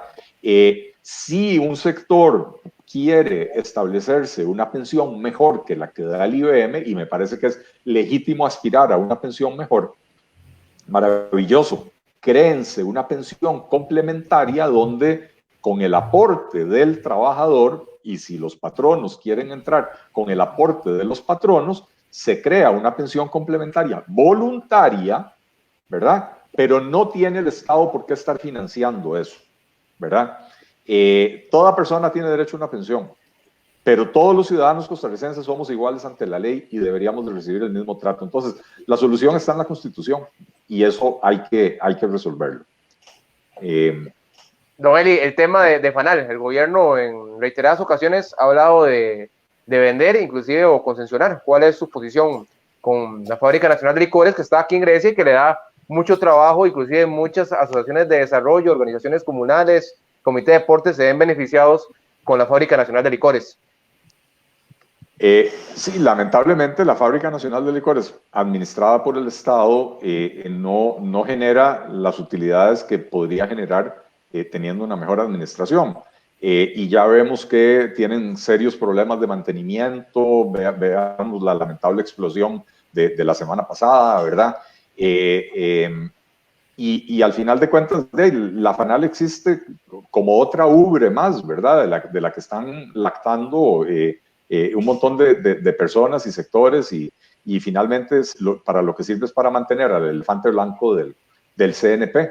Yo creo que es un activo valioso que está mal manejado y que hay que buscar mediante una alianza público-privada la manera de hacer que realmente genere las utilidades que se necesitan para poder financiar los programas que hoy se financian mal financiados, ¿verdad?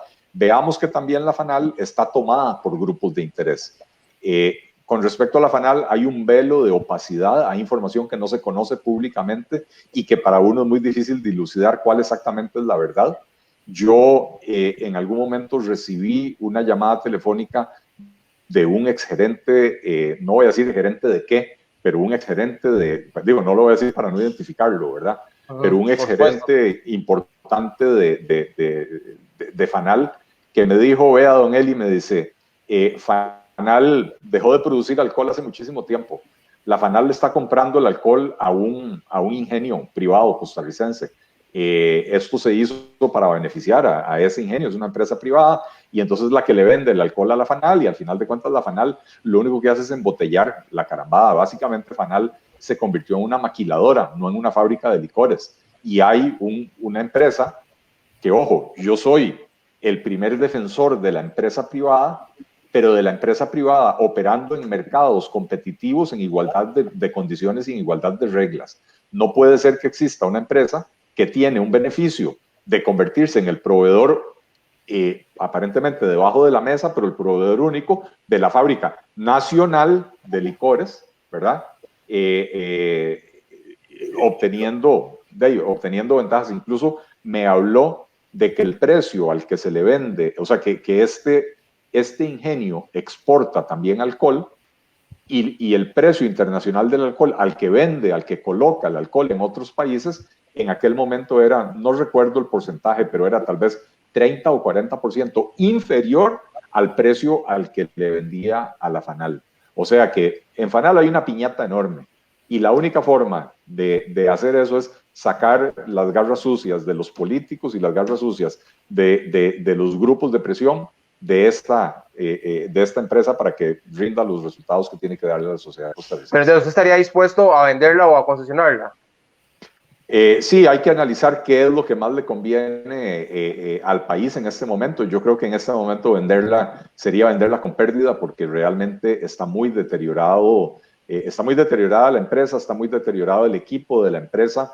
El hecho de que no están destilando, por lo que me decía esta persona, insisto, el equipo de destilación está completamente abandonado, etcétera. Entonces, si esto es cierto, insisto, si esto es cierto, venderla en este momento sería para perder plata, ¿verdad? Entonces, probablemente sea mejor concesionarla, o sea, dar la administración en concesión para poner la empresa en orden y que recupere su valor. Nancy Hernández. Bueno, adelante. Rodolfo, yo quisiera al respecto tocar un tema que como griego he estudiado mucho y sé que para muchos griegos es importante los beneficios que reciben las acciones de desarrollo. Mire, justamente hay un tema, el otro día, por cierto, en una actividad, don Eli me decía yo le decía que no es posible repartir pobreza. Él me decía que sí, que el PAC se ha especializado en repartir pobreza. Pero bueno, hay un tema con esto, y es el siguiente: lo que se reparte a las asociaciones es justamente parte de un impuesto que se genera a partir de la venta de alcohol. Fíjese usted que tenemos una fábrica con niveles de producción muy bajos, y eso es clarísimo para muchos. Como ejemplo le pongo lo siguiente: en el caso del muelle de Caldera, la municipalidad de Esparza recibe un impuesto a partir del movimiento que tiene el muelle. Después de que el muelle fue concesionado, ese ingreso de la municipalidad casi se ha multiplicado 10 veces. O sea, hoy la municipalidad recibe beneficios del muelle mucho mayores, y eso le ha traído mucho mayor beneficio a la comunidad. Aquí lo que tenemos que hacer es perder el miedo al mecanismo, porque más bien una fábrica, por ejemplo, si fuera el caso de una concesión, trabajando 24 horas, exportando licores, con una tienda para atender al turismo ahí, posiblemente genere un nivel de riqueza tal que los beneficios que reciban las asociaciones del cantón serían mucho mayores. Y es un tema que lo hemos estado estudiando particularmente, y creo que lo que hay que hacer es buscar la mejor solución para la fábrica. Así, Nancy. Tiene que desbloquear el micrófono, lo tiene bloqueado. Ahora sí. Sí, okay. Sí, ya. Tenga paciencia. Es que me perdí como la mitad de la intervención, lamentablemente. Se me cortó un poco la comunicación en el momento en que lo estaba escuchando. Vamos a ver, yo sigo, ¿puedo seguir con las preguntas? Sí. Claro, dale. Es que lo interesante de estos espacios, más que el tema que uno pueda no opinar, es el tema, digamos, de poder conversar un poco, y creo que igual hay comentarios increíblemente interesantes ahí en los que lo estamos son muchos viendo, temas. como para que uno se ponga un poco a hacer análisis. Me parece que es justo y necesario que la gente pues escuche. Es que se me va la señal. No, sí, yo sí la estoy escuchando. Bueno. Se desconectó. Bien. yo también la estaba escuchando bien, pero parece que ella es la que tenía el bloqueo ahí. ¿Cómo van a hacer en la campaña política? Porque leyendo todo este montón de comentarios, uno lee personas que los apoyan a ustedes, otros están totalmente en contra, otros quieren seguir con el tema de la campaña pasada, el tema del aborto, el tema de género. ¿Cómo vislumbran esta campaña política? Porque también está el tema, las encuestas ponen en primer lugar a José María Figueres, del Partido Liberación Nacional, y a Fabricio Alvarado. Al mismo tiempo, también son los que tienen más opiniones negativas también.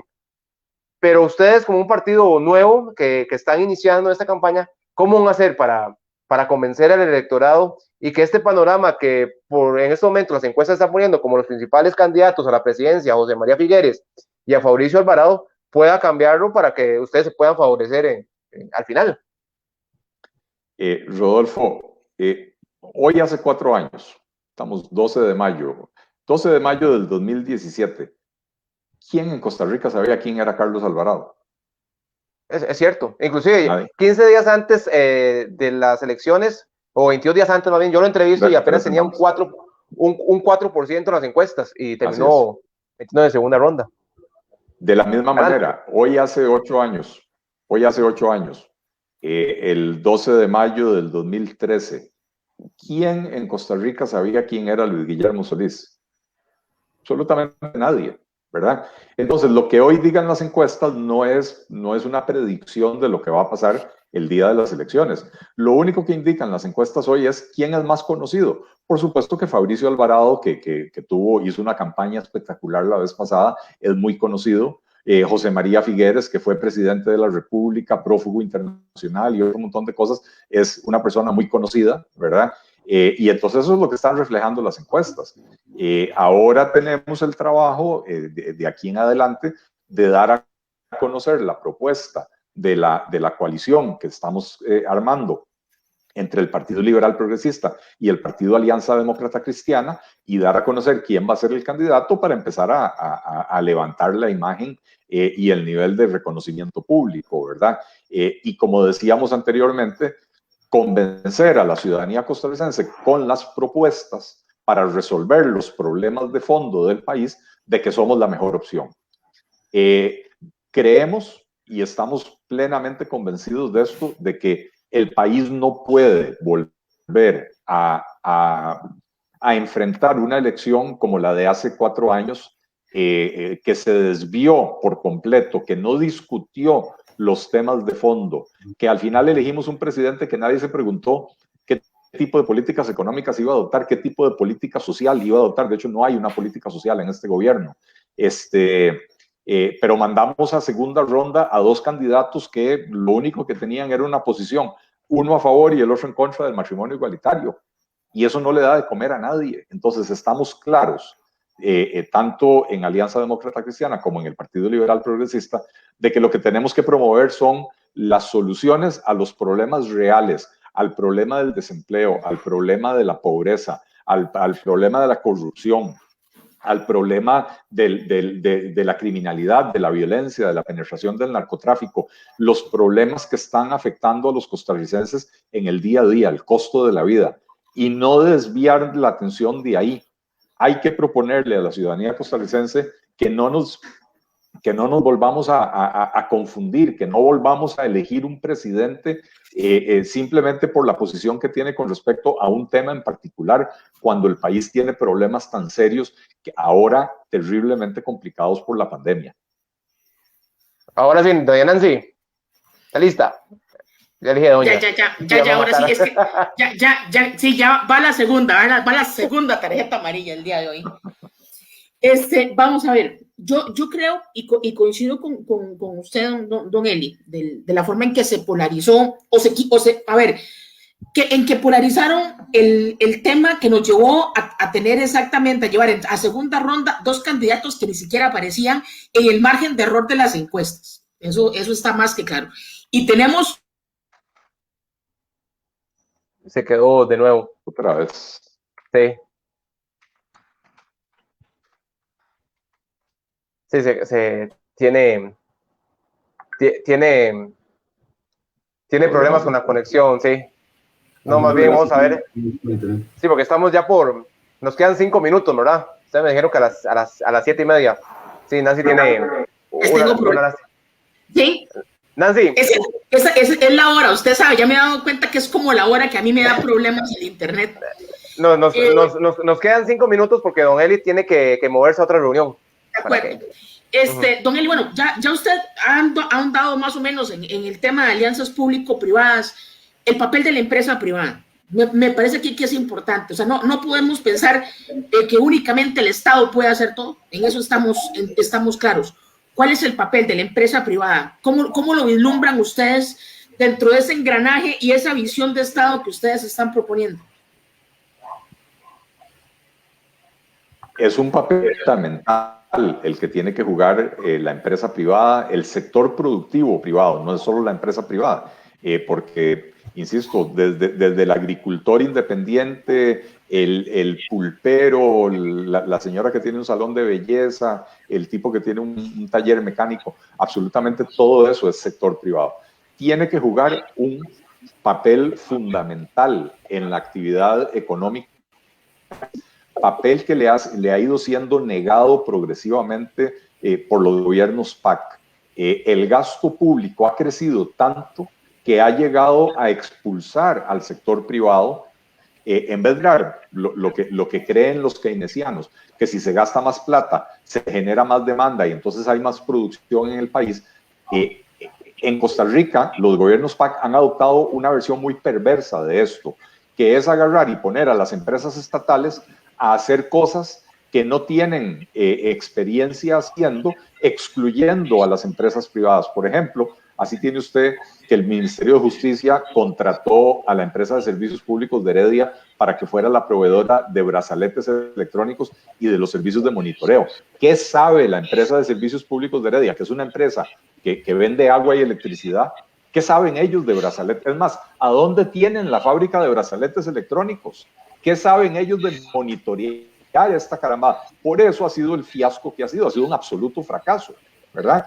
De la misma manera que o sea, hemos tenido un montón de contratos de esa naturaleza. Pusieron a Lice a ser el inspector de obra en algunas obras de construcción, pusieron a la misma empresa de servicios públicos de Heredia a desarrollar el servicio de factura electrónica gratuita del Ministerio de Hacienda. Yo no sé si alguno de ustedes ha utilizado ese servicio, es lo más engorroso que existe. Yo traté de usarlo.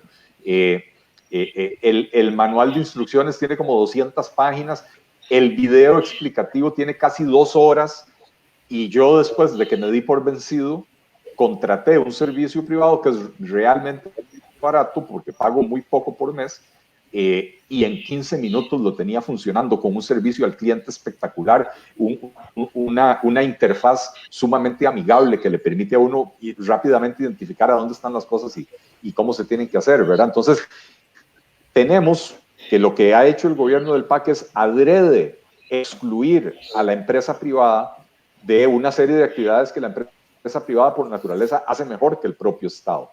Entonces, tenemos que devolverle a los productores costarricenses el lugar, el sitial privilegio que tiene que tener en el entramado socioeconómico y político del país.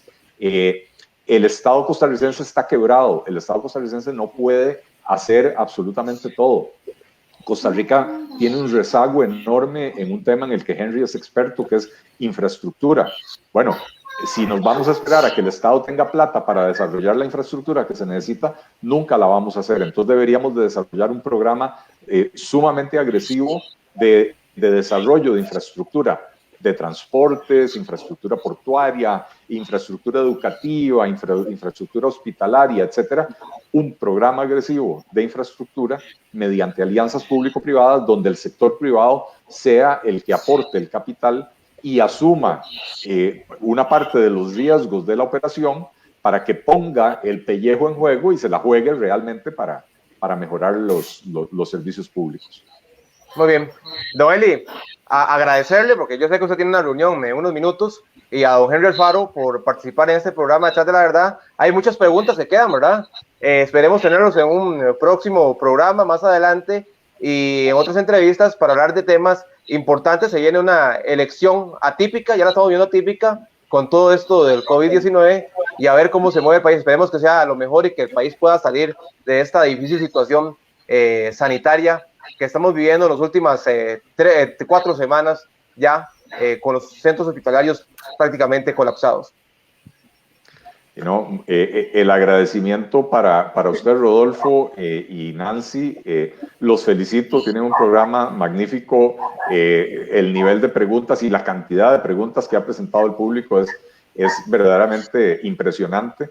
Invito a las personas, ya sea que les gustó lo que dije o no les haya gustado lo que dije, no importa, a que me sigan en redes sociales. Permítanme para ver cómo hago para llegar ahí. Ahí está mi nombre. Yo sé que es bastante complicado, ¿verdad? Pero así me encuentran en Facebook, así me encuentran en Twitter, y ahí me podrán plantear algunas de las preguntas que se quedaron hoy sin responder. Ahí podrán estar viendo constantemente los planteamientos que hacemos, y por supuesto también seguir las páginas, tanto en Facebook como en Twitter, como en Instagram, del Partido Liberal Progresista, para que puedan ponerse al día con lo que estamos ofreciéndole al país. A Henry, un abrazo, un agradecimiento por gestionar esto y acompañarme, y por todo el trabajo, por supuesto, que está haciendo para engrandecer al Partido Liberal Progresista. Muy buenas noches a todos. Muchísimas gracias, de verdad. Muchísimas gracias, don Eli. Don Henry, buenas noches. Buenas noches a todos, realmente muchas gracias. Y yo solo quisiera cerrar con una cuestión que me parece muy importante, y es que Costa Rica ocupa en este momento para presidente a un empresario.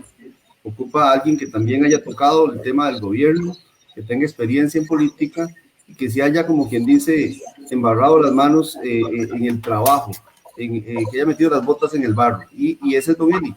Don Eli es una persona que conoce lo que necesitamos los que estamos del lado de la producción para que podamos producir y eso genera impuestos y a la vez un Estado más fuerte. Muchísimas gracias, de verdad, que a todos.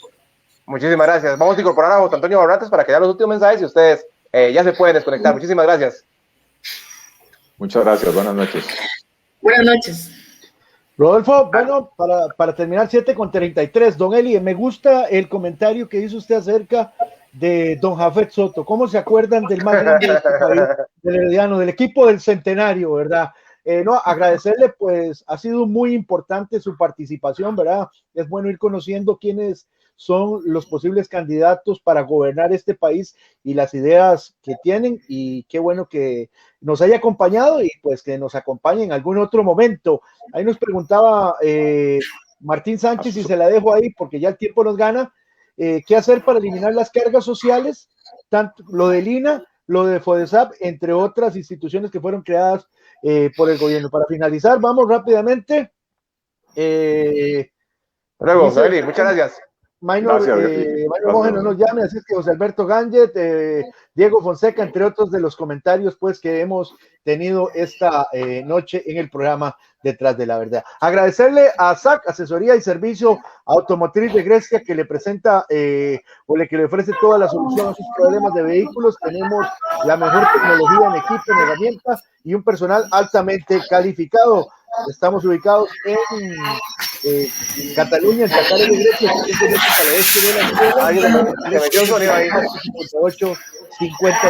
se le meten los fantasmas a Nancy Hernández, se le meten los fantasmas, ya siente la presencia de Animal Grande. Así es que pues agradecerles a todos ustedes, Rodolfo, y decirles cuídense. Mañana estaremos con el programa Área Crítica, minutos antes. Luego tendremos un largo análisis de lo que fue la fecha número 22, le llamamos la fecha de la salvación. Juega el Municipal Grecia, está obligado a sacar puntos o a obtener un buen resultado, siempre y cuando no se den el resultado allá en Cartago, donde juega Heredia, y también en Alajuela, donde juega la Liga ante Guadalupe. Es que Grecia pues obligado a sacar algo, o por lo menos esperar que otros equipos caigan, y si Grecia cae. Y además el día de hoy fue presentado ya Kenneth Paniagua como nuevo gerente deportivo del equipo del Municipal Grecia, y en pocos instantes debuta el equipo de Ferretería Los Ángeles Grecia en el baloncesto de la Liga Superior en esta nueva temporada. Rodolfo, una incógnita, vienen dos gringuitos que ya han sido presentados o que ya están con el equipo de Ferretería Los Ángeles Grecia. Así es que feliz miércoles, ombligo de semana, y muchas bendiciones a todos. Nancy, una última pregunta. Hoy había muchos comentarios. y pareciera que esta campaña electoral va a estar muy polarizada por los temas, por la forma en que la gente tiene la percepción política. Usted lo preguntó a Don Eli, pero viendo los comentarios, me parece que la situación va a estar candente. Vamos a ver, yo esperaría que como pueblo, como nación, hayamos entendido que hay temas que algunos partidos manejan de forma muy antojadiza y nos llevan a una discusión como la que tuvimos hace 3 años, 4 años. Hay temas que se quedaron por fuera. Este es uno, o sea, el tema de un poco lo que hablábamos ahora, cuál es su visión de Estado, cuál es su visión y la participación de la empresa privada, cuál es la relación público-privada que debe haber, o sea, es antojadiza, debe ser estructurada. Hablemos un poquito de empleo público, que también lo tocó ahora don Eli. Esas son las cosas que deberíamos estarnos preguntando. De hecho, un tema que hay, esos son como charlas para café más que todo, pero sería muy interesante saber, deberíamos estar pensando en una refundación del Estado costarricense después de 200 años. Ahora que celebramos prontamente la independencia de Costa Rica, ¿cuál es el Estado que tenemos? El Estado que tenemos responde a las necesidades que tenemos en este momento. Temas que se han tocado y que alguna gente lo han venido poniendo a discusión. ¿Deberíamos llamar a una constituyente o no? ¿Deberíamos reformular o no la constitución política, que es la base fundacional de un Estado? Bueno, y ahí podemos seguir con una serie de preguntas. Esas son realmente las preguntas que deberíamos hacerlo. Yo entiendo que para algunas personas algunos temas sean importantes. Nadie ha dicho lo contrario. Pero a mí me parece que en una campaña de altura deberíamos exigir, primero, que los candidatos sean de altura. Eso es lo primero que deberíamos empezar a exigir. Desde la presidencia, diputados y de ahí para abajo todo el proceso que deberíamos seguir. Y a partir de ahí, ¿cuáles son las propuestas? Esta campaña va a ser muy interesante. Vamos a ver si los partidos políticos van a poder manejar un poco la parte temática, que eso en la elección pasada, pues obviamente no nos pasó. Tratando de no polarizar, creo que ahí en el chat uno ve el bonito, el careo. Creo que también es importante el tema del respeto. Me parece, digamos, y ese es un esfuerzo que también uno hace, de que sigamos teniendo este tipo de espacios. Claro. La gente pregunte. Yo creo que es la opción más sana, la opción más sencilla. Usted puede ir viendo si a usted le acerca más al tema progresista, al tema liberal, más a centro izquierda, eso es parte de este proceso. Igual como fue en el momento que hicimos el intento por hacer el proceso de discusión y de debates, bueno, ese es exactamente el mismo principio, o sea, empezar a escuchar, porque efectivamente las condiciones, yo ahorita estaba viendo un poco el tema de los números y estadísticas a nivel de salud. De verdad que es preocupante, pero aparte de eso, estaba leyendo que en promedio se entregan, o sea, se regresan 4 patentes municipales por hora en este país. Imagínense la cantidad de trabajo que estamos perdiendo, la cantidad de gente que deberían, o sea, que en este momento está con incertidumbre, no tiene trabajo. Bueno, esos son temas que realmente lo que deberíamos estar cuestionándonos. Yo espero, ¿verdad? De verdad, que la gente, bueno, primero que podamos seguir con este tipo de espacios. Así es. Por cierto, Nancy, el 26 de mayo vamos a tener al candidato de la Unidad Social Cristiana, precandidato a Pedro Muñoz. También estamos haciendo ya los contactos para ver si podemos tener a José María Figueres y a los otros precandidatos, principalmente porque viene la Convención de Liberación y de la Unidad Social Cristiana. El sábado hay Asamblea Nacional de Liberación, donde se va a decidir si se corre la fecha de la convención del 6 de junio, pero todo parece indicar que sí se va a realizar el 6 de junio. Yo creo que Álvarez de Santi y José María Figueres manejan la asamblea y yo creo que no va a haber ningún cambio. Ya hoy, bueno, yo no sé si habrá salido antes, pero ahora a mediodía estuve viendo ya el video que pasó don José María, sí, diciendo que la posición de él es que se mantenga para el 6. Veremos ahora si la asamblea lo apoya, lo cambia. Bueno, eso es parte de este proceso. Sí, y aquí le vamos a dar la oportunidad a todos los partidos y a todos los candidatos, ¿verdad? Porque así es, estamos en un programa que aquí va a venir, aquí puede venir José María Villalta, como puede venir José María Figueres, como Pedro Muñoz, Erwin Macís, que ya lo hemos tenido, el Inés Saborío, Roberto Thompson, todos tienen las puertas abiertas de este programa y vamos a seguir haciendo democracia y que la gente, lo más importante es que la gente llegue con un voto informado el próximo año cuando haya que elegir un nuevo presidente y que de verdad que se toquen los temas realmente importantes que el país necesita resolver en estos momentos. Así que agradecerle a usted, Nancy, a José, a don Eli, a don Henry Alfaro, que estuvieron en el programa del día de hoy, y a todas las personas que nos han seguido durante esta hora y 40 minutos, y los invitamos mañana. Tendremos la previa del partido entre el Grecia y el Santos de Guapiles, en Santos de Guapiles y Grecia, de la fecha 22, alrededor de las 2:30, y luego del partido de la jornada 22, que todas se jugar a la misma hora, a las 3, tendremos ya el análisis de quiénes clasifican y quién jugará la liguilla por el no descenso ante el Sporting FC. Que pasen una feliz noche.